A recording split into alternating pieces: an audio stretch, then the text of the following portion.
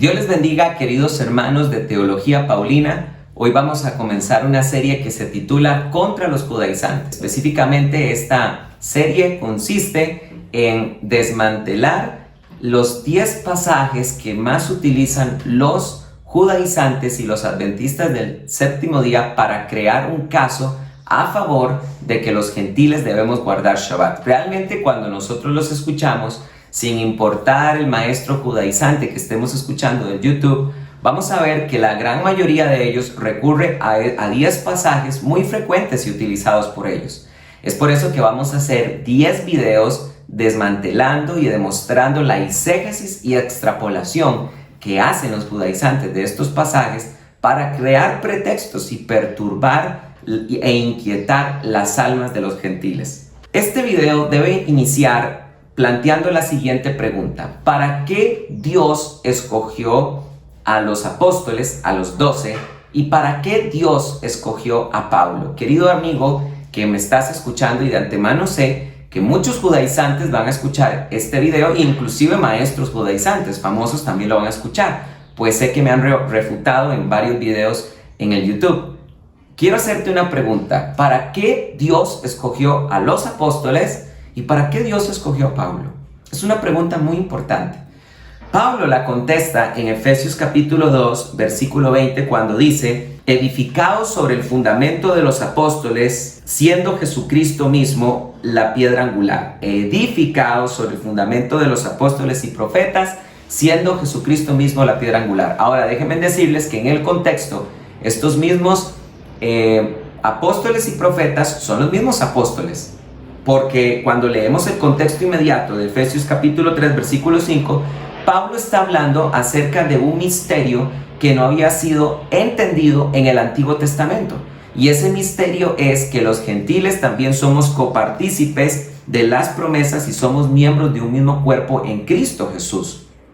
Pablo desarrolla esto en el capítulo 3 de Efesios, y entonces Pablo, hablando acerca de este misterio, dice que no fue dado a conocer a los hijos de los hombres en otras generaciones, como ahora fue revelado a sus santos apóstoles y profetas por el Espíritu. Lo pueden ver, este misterio de que los gentiles somos copartícipes del nuevo pacto.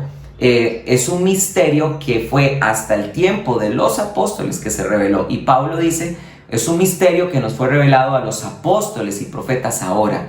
Por lo tanto, siendo ellos mismos los apóstoles y profetas, Pablo dice que se edifique la fe en Jesús el Mesías sobre la cátedra de los apóstoles y profetas, siendo Jesucristo mismo la piedra angular. Entonces debemos entender que nosotros, las doctrinas, la sana doctrina, todo el mundo dice tener la sana doctrina, pero realmente la sana doctrina debe descansar sobre este principio, sobre lo que los apóstoles enseñaron. Esto es muy importante, y esto es algo que ustedes tienen que ver. La mayoría de veces cuando ustedes oigan a los judaizantes enseñar, van a ver que ellos tienen formas de interpretar la escritura que no es apostólica. Inclusive tienen nuevas revelaciones. Yo he escuchado judaizantes decir que el Shabbat se guarda en el cielo. Vean ustedes las nuevas revelaciones que tienen. O Elena White decía que ella veía que el cuarto mandamiento iba a brillar más que todos los demás mandamientos y que iba a ser la marca de Dios. Las sectas tienen siempre interpretaciones que los apóstoles no hicieron de las escrituras, tienen nuevas revelaciones y tienen una clara rebeldía contra la teología de Pablo y la teología de Moisés. ¿Por qué la de Pablo? Porque aquí viene la segunda pregunta. Ya sabemos para qué Dios escogió a los apóstoles, para que nos edifiquemos sobre el fundamento de ellos, pero ¿por qué no bastó con ellos 12? ¿Por qué Dios tuvo que llamar a Pablo?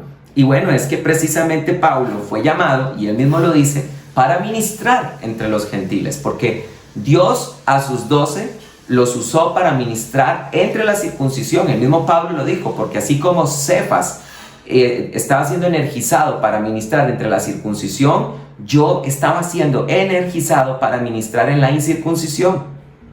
Entonces Pablo dice lo siguiente en Romanos capítulo 15, del 15 al 16: pero os escribí en algunos puntos osadamente, como haciéndoos recordar por medio de la gracia que me fue dada por Dios. ¿Cuál gracia?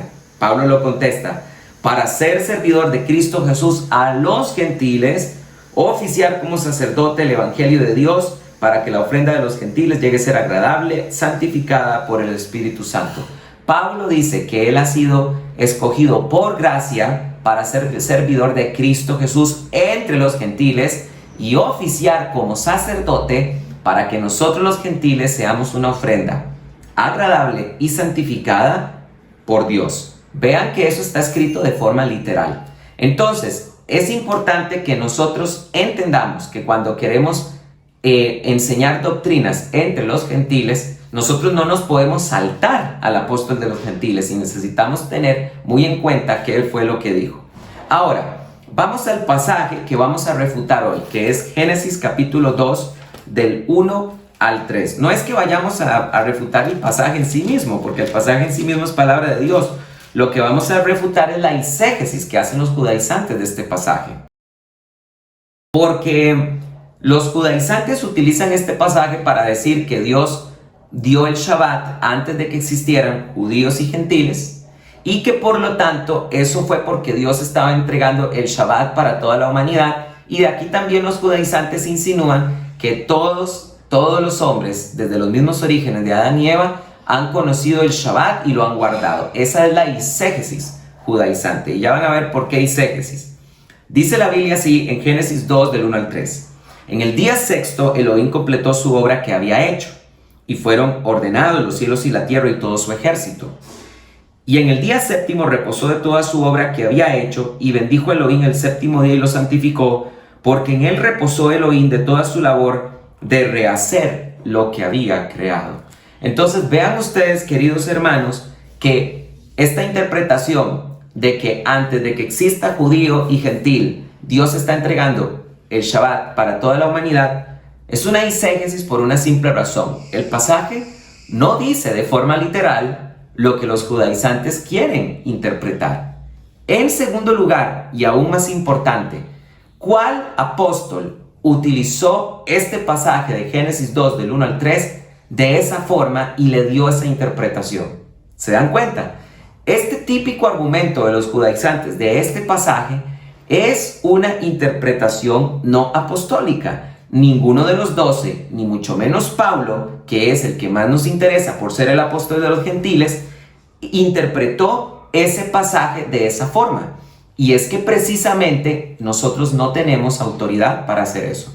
Solo los 12 y Pablo, escogidos por Dios, edificados sobre el fundamento de los apóstoles, son los que tenían autoridad para hacer este tipo de interpretaciones del Antiguo Testamento. Por ejemplo, nosotros encontramos en el Antiguo Testamento que se dice: de Egipto llamé a mi hijo. Y cuando nosotros vamos al contexto inmediato de ese pasaje, vamos a encontrar que ese hijo es la nación de Israel. Pero ¿qué encontramos en Mateo? Que Mateo, como apóstol de Jesucristo, comisionado como apóstol de Jesucristo, tiene la autoridad para decirnos una nueva interpretación acerca de este pasaje. Y es que de Egipto llamé a mi hijo era también una profecía acerca del Mesías. Solo los apóstoles tenían esta autoridad. Por eso es que nosotros encontramos las interpretaciones de los apóstoles del Antiguo Testamento. Isaías 53 encontramos la pasión de Cristo. Salmo 16 encontramos la resurrección del Mesías. Y así una gran cantidad más de pasajes que los apóstoles le dieron una verdadera interpretación. Lo que los apóstoles nos dieron el verdadero querigma, el verdadero mensaje de lo que debemos entender del Antiguo Testamento. Pero nosotros, los pastores y maestros, no estamos en posición de dar nuevas interpretaciones. Los apóstoles nunca interpretaron Génesis 2 del 1 al 3 como lo hacen los judaizantes y como lo hacen los adventistas. Ni tampoco el pasaje dice de forma literal lo que ellos quieren enseñar. Pero en tercer lugar, esta es una completa exégesis porque atropella la cátedra de Moisés también, que nos enseña dos cosas. Número uno, Moisés fue claro en que el Shabbat es un pacto eterno entre Dios y los hijos de Israel, no entre los gentiles. Y es un pacto que los judíos, los hijos de Israel, conocieron hasta el desierto. Eso es muy importante entenderlo. Y esto es contradecir abiertamente a Moisés, porque si yo interpreto de esta forma que el Shabbat fue dado para todos desde la misma semana de la creación, y que todas las naciones lo tienen que guardar y que todas las naciones lo conocen, pues estoy pasándole por encima a pasajes literales de Moisés, como lo son, por ejemplo, Éxodo 31, del 16 al 17, que de forma literal dice así: los hijos de Israel guardarán pues el Shabbat a fin de celebrar el Shabbat por sus generaciones por pacto perpetuo. Es una señal entre yo y los hijos de Israel para siempre, porque en 6 días hizo Yahvé los cielos y la tierra, mas en el 7º día cesó y reposó. ¿A quién le voy a creer? Jesucristo dijo varias veces en los evangelios: si no creen en mí, crean en Moisés, crean en los escritos de Moisés. Señores judaizantes, ustedes que se creen de las raíces hebreas y que ustedes que dicen enseñar raíces hebreas, ¿no es acaso lo que Moisés enseñó de forma literal la mejor expresión de lo que podemos decir que es una raíz hebrea? ¿Ustedes a quién le van a creer?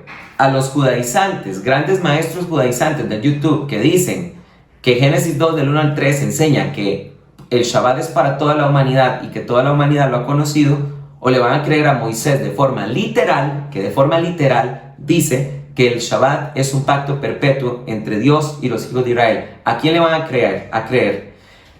Un principio exegético.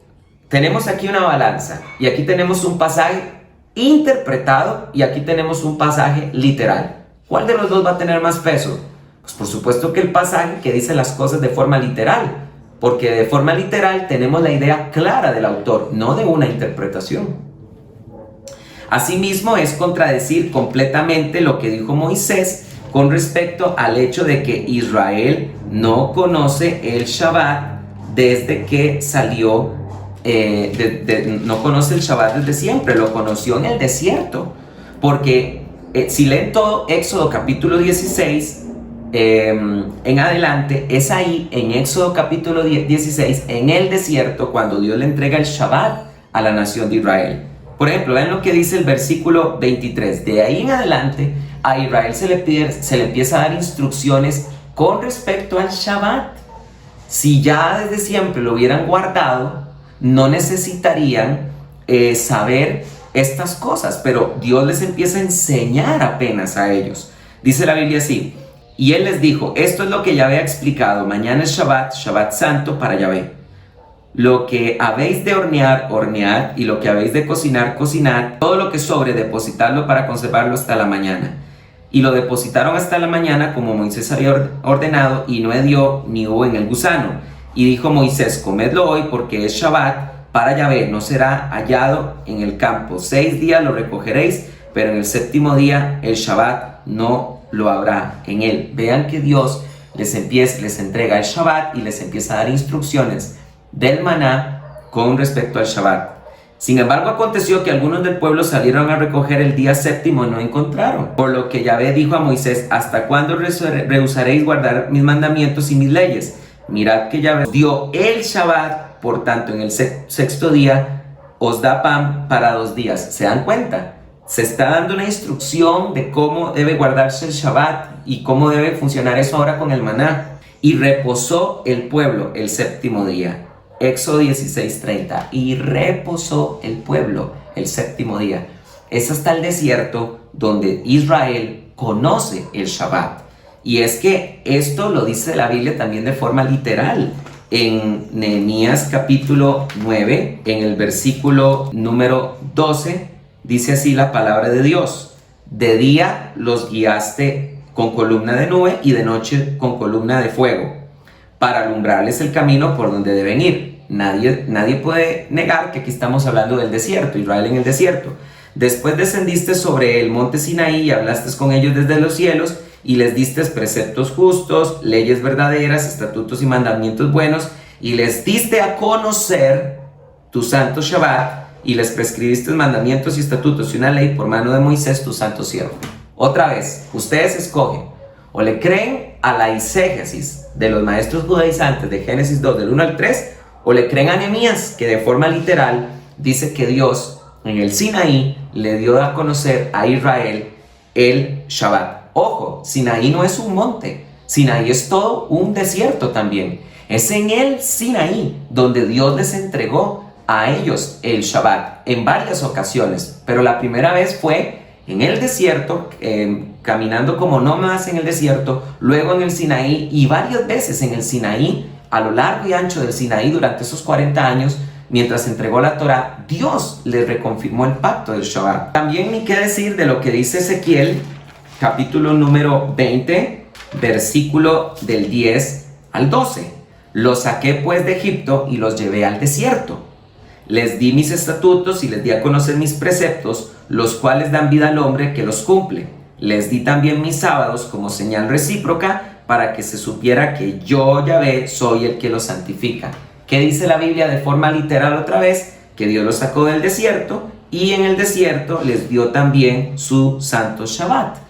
Entonces, realmente, si ustedes se creen de la cátedra de Moisés y ustedes dicen enseñar raíces hebreas, reconozcan que las mejores raíces hebreas que existen son las que encontramos en el Antiguo Testamento, y el mensaje del Antiguo Testamento es claro: el Shabbat es un pacto perpetuo entre los hijos de Israel, e Israel lo conoció en el desierto. ¿Ok? Ahora, ya para terminar, es muy, queridos hermanos, es muy, pero muy importante entender esto. Si la teología del Antiguo Testamento es clara, que el Shabbat es un pacto entre Dios y los hijos de Israel, y que Israel lo conoció en el desierto, si nosotros los gentiles deberíamos guardar el Shabbat en el nuevo pacto, deberíamos esperar que Dios, a través del apóstol de los gentiles, nos lo diga. Deberíamos esperar un cambio de opinión de Dios, porque la opinión de Dios en la teología veterotestamentaria, la del Antiguo Testamento, es el Shabbat es un pacto entre Dios y los hijos de Israel. Y si ahora en el nuevo pacto, nosotros los gentiles que nos añadimos a la fe en el Mesías también tendríamos que guardarlo, pues Dios nos lo hubiera dicho a través de Pablo, porque recuérdese lo que dice Romanos 15:16. Pablo oficia como sacerdote para que nosotros los gentiles seamos una ofrenda santificada y agradable. Pero Pablo nunca escribió que nosotros los gentiles tengamos que guardar Shabbat. Así que, queridos amigos de Teología Paulina, no aceptemos doctrinas no apostólicas, no seamos rebeldes contra Moisés y contra el resto de la teología veterotestamentaria. En Génesis capítulo 2, del 1 al 3, ¿por qué la Biblia dice que Dios descansó y lo santificó? La Biblia lo dice por lo siguiente, y apunta el concepto: porque es una distorsión de la cronología narrativa. ¿Qué es eso? Cuando un autor toma un elemento del futuro y lo inserta en el presente narrativo. Un ejemplo: cuando ustedes leen los evangelios y se narra la elección de los 12, dice: y Judas Iscariote, el que lo traicionó. Pero Judas Iscariote no traicionó a Jesús desde el mismo momento en que fue llamado. Pero el autor está tomando un elemento del futuro y lo está poniendo en el presente narrativo. Y por eso es que en Génesis capítulo 2, del 1 al 3, se dice que Dios descansó y santificó el Shabbat. Lo dice como una distorsión de la cronología narrativa, porque sabemos que Dios entregó y santificó el Shabbat hasta que Israel estuvo en el desierto y Dios se lo dio a conocer. Queridos hermanos, que Dios les bendiga y que tengan mucha paz.